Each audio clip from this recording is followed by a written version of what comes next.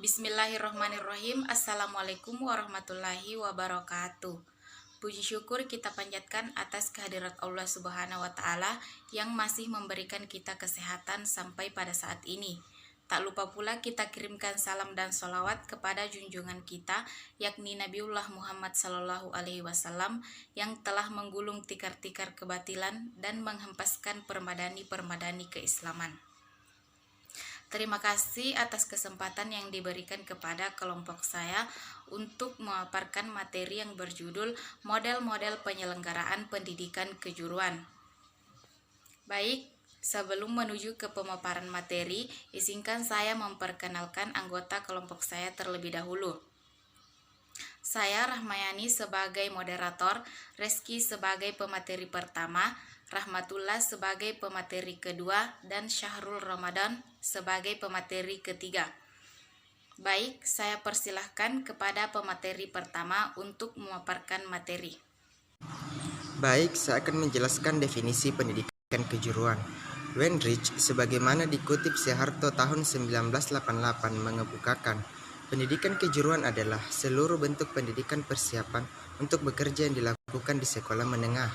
Arti pendidikan kejuruan ini telah dijabarkan oleh spesifik dalam Peraturan Pemerintah Nomor 29 Tahun 1990 Pasal 1 Ayat 3 tentang pendidikan menengah, yaitu pendidikan menengah kejuruan adalah pendidikan pada jenjang pendidikan menengah yang mengutamakan pengembangan kemampuan mahasiswa untuk pelaksanaan jenis pekerjaan tertentu. Selanjutnya, karakteristik pendidikan kejuruan. Ada beberapa karakteristik pendidikan kejuruan, antara lain: yang pertama, pendidikan kejuruan diarahkan untuk mempersiapkan peserta didik memasuki lapangan kerja. Yang kedua, pendidikan kejuruan didasarkan atas demand driven atau kebutuhan tenaga kerja. Yang ketiga, fokus isi pendidikan kejuruan ditekankan pada kerja. 4. Penilaian yang sesungguhnya terhadap kesuksesan siswa harus pada hands-on atau performa tenaga kerja. Yang kelima, hubungan yang erat dengan dunia kerja merupakan kunci sukses pendidikan kejuruan. Yang keenam, pendidikan kejuruan yang baik adalah responsif atau antisipatif terhadap kemajuan teknologi. Yang ketujuh, pendidikan kejuruan lebih ditekankan pada learning by doing dan hands-on experience. Yang kedelapan, pendidikan kejuruan memerlukan fasilitas yang mutakhir untuk praktek. Dan yang terakhir, pendidikan kejuruan memerlukan biaya investasi dan operasional yang lebih besar daripada Selanjutnya B. Model penyelenggaraan pendidikan kejuruan. Yang pertama, model berorientasi. Pasar model pertama, pemerintah tidak mempunyai peran atau hanya peran marginal dalam proses kualifikasi pendidikan kejuruan. Model ini sifatnya liberal, namun kita dapat mengatakannya sebagai model berorientasi pasar atau market oriented model. Perusahaan-perusahaan atau industri sebagai pemeran utama berhak menciptakan desain pendidikan kejuruan yang tidak harus berdasarkan prinsip pendidikan yang bersifat umum, dan mereka tidak dapat diusik oleh pemerintah karena yang menjadi sponsor, dana dan lainnya adalah dari perusahaan. Kedua, model sekolah. Model kedua, pemerintah sendiri merencanakan, mengorganisasikan, dan mengontrol pendidikan kejuruan. Model ini sifatnya birokrat.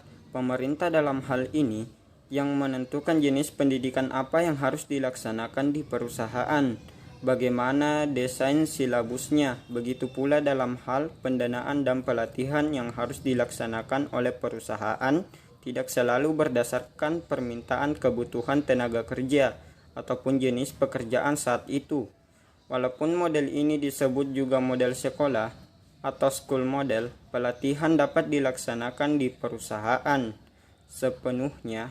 Beberapa negara seperti Prancis, Italia, Swedia, serta banyak dunia ketiga juga melaksanakan model ini. Ketiga, model sistem ganda. Model ini disebut juga model pasar, dikontrol pemerintah atau state control market. Dan model inilah yang disebut model sistem ganda, dual system. Sistem pembelajaran yang dilaksanakan di dua tempat, yaitu sekolah kejuruan serta perusahaan, yang keduanya bahu-membahu dalam menciptakan kemampuan kerja. yang handal bagi para lulusan pelatihan tersebut. Negara yang menggunakan sistem tersebut diantaranya Swiss, Australia, dan Jerman. Kecenderungan yang digunakan di Indonesia adalah model ketiga ini, di mana pelaksanaan pendidikan sistem ganda dilaksanakan di dua tempat, yaitu di sekolah dan di industri, dengan berbagai pengembangannya. C besar, pembelajaran dalam pendidikan kejuruan. 1. Pembelajaran berbasis dunia kerja atau market-based learning. Pembelajaran berbasis dunia kerja merupakan bagian dari konsep pembelajaran seumur hidup. Kemampuan kerja dan fleksibilitas. Pembelajaran berbasis dunia kerja digunakan untuk menyatukan semua jenis pembelajaran yang dihasilkan dari kebutuhan dunia kerja, pelatihan pekerjaan, pembelajaran informal, dan pembelajaran yang berhubungan dengan pekerjaan selain pendidikan dan pelatihan kerja. Kedua, pembelajaran berorientasi dan pengalaman atau experimental based learning. Pendidikan merupakan suatu sistem, yaitu proses perolehan pengalaman sehingga menjadi pengetahuan sebagai pengalaman pembelajaran yang berguna bagi peserta didik selama hidup dan kehidupannya. Dengan pengalaman belajar ini, diharapkan pembelajaran mampu mengembangkan potensi dirinya sehingga siap digunakan untuk memecahkan problema hidupnya. 3. Pendidikan kontekstual atau contextual teaching learning. Pembelajaran kontekstual adalah pembelajaran yang membuat siswa mampu memperkuat, mengembangkan, dan menerapkan pengetahuan dan keterampilan akademik mereka di berbagai kondisi, baik di dalam masyarakat maupun di luar sekolah, untuk memecahkan masalah-masalah nyata maupun simulasi. 4. Pembelajaran berbasis masalah atau problem based learning. Pembelajaran berbasis masalah adalah konsep pembelajaran yang membantu guru menciptakan lingkungan pembelajaran yang dimulai dengan masalah yang penting dan relevan atau bersangkut paut bagi peserta didik dan memungkinkan peserta didik memperoleh pengalaman belajar yang lebih nyata. 5. Pembelajaran berbasis proyek atau project based learning.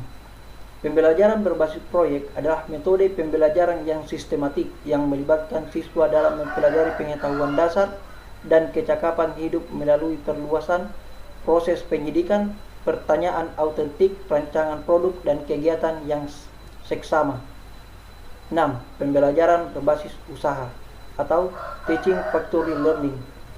Pembelajaran berbasis usaha adalah pembelajaran yang berorientasi bisnis dan produksi atau suatu proses keahlian atau keterampilan yang dirancang dan dilaksanakan berdasarkan prosedur dan standar bekerja baku menghasilkan produk yang sesuai dengan tuntutan pasar atau konsumen.